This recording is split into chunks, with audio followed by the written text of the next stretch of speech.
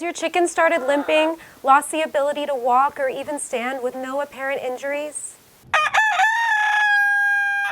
Today I want to tell you the story of Ozzy here. He is a survivor and a fighter, and we fought for his life too. Can you believe a year ago he was paralyzed, and it's so great to see him walking, running, and living his best life to this day. He's a really sweet guy with a tough guy persona, so I'm going to set him down now because he doesn't take any moment of life for granted, so let's go let him enjoy his day.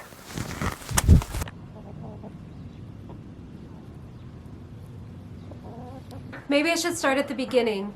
It all started with a minor limp, and we thought maybe he hurt his foot and hopefully later today or by tomorrow he'll be back to walking like normal. But no, over the course of a week his toes started to curl in and he completely lost the ability to walk or even stand. First things to rule out are a leg injury. It's good to do health and wellness checks on your birds often and be out with your flock and monitoring their behavior. So check over your bird, make sure there's no broken bones or sprain or a visible cut.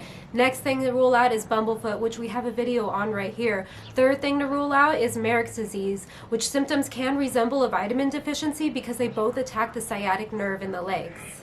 For the sake of keeping this video short and to the point, I don't want this to become a Mareks disease video, but we ruled that out because of the age of the bird, his droppings, and the way he was becoming paralyzed. The curled toes and him not doing the splits, his wings weren't paralyzed, he didn't have the labored breathing, so we ruled out Mareks disease.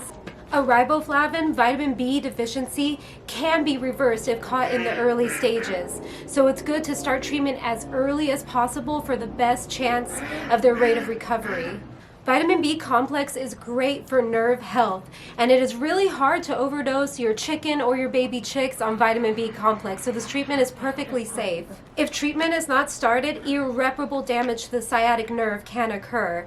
Your chicken can recover spontaneously or over the course of time start to slowly regain mobility, first toes uncurling, then the ability to stand again, walk, and then hopefully full mobility, running, normal life achieved. Here are the treatments you're going to need. Poultry Cell, Nutritional Yeast, Brewers Yeast, and Poultry Booster. Now please be advised, do not use NUTRIDRENCH.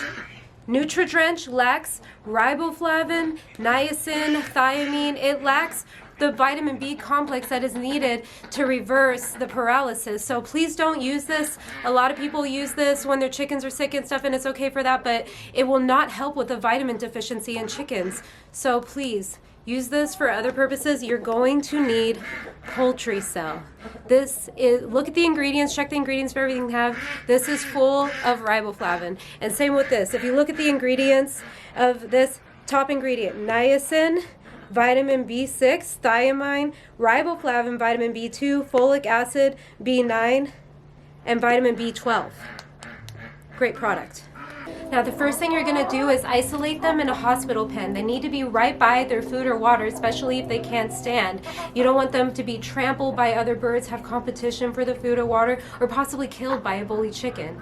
They're going to have loss of appetite right now and thirst, so you're going to need to help them eat and drink. Make sure they're not on any medicated chicken feed, tetracycline, or cord, because that stops the ability for them to absorb vitamins. Over the course of a month, I would add the Poultry Booster, it's a granular form of vitamins, and the Nutritional Yeast mixed into his feed. I would scramble him an egg daily and also add the Nutritional Yeast into the scrambled egg mix-up. I would put the scrambled egg over a cup of his feed and give that to him daily. And I would add apple cider vinegar, electrolytes, or the Poultry Cell to his water, not all at the same time but interchangeably. And sometimes I noticed that he liked plain water better, so I eventually stopped even doing that and just gave him plain water. But here's the most important part of the treatment. Daily, I would orally syringe him a direct dose of the Poultry Cell vitamins straight out of the bottle, 2 to 3 milliliters, and give that to him orally with an irrigating syringe. And please be very careful when you're doing this because you have to go slow and they can aspirate easily. And if they get any liquid in their lungs, it could lead to pneumonia. So please watch my video last week on how to properly do that. Don't give up.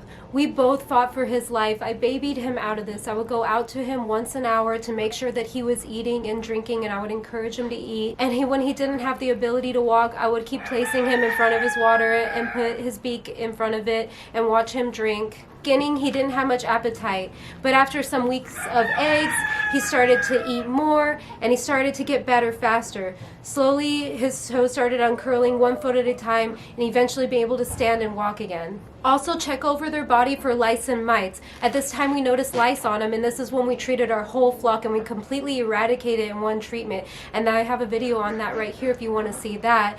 The lice and the mites can cause anemia and leave them more susceptible to other illnesses, and they're not going to be able to absorb the vitamins properly, so you want to make sure you get rid of them. Now, I bet you're wondering what causes this, and I don't want anyone to blame themselves, because sometimes there's nothing that you could do and it was out of your control. The riboflavin deficient hen could have passed on the deficiency through the egg and to the chick, and then the symptoms can onset over time. That's why it's so important, especially if you're breeding, to feed your chickens good quality chicken feed. We feed our chickens organic scratch and peck feeds, and that's why we love them.